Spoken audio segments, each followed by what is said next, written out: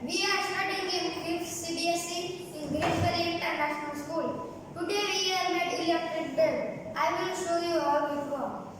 This is battery, this is switch, this is motor, and this is steel bowl. Now I will show you how it will work.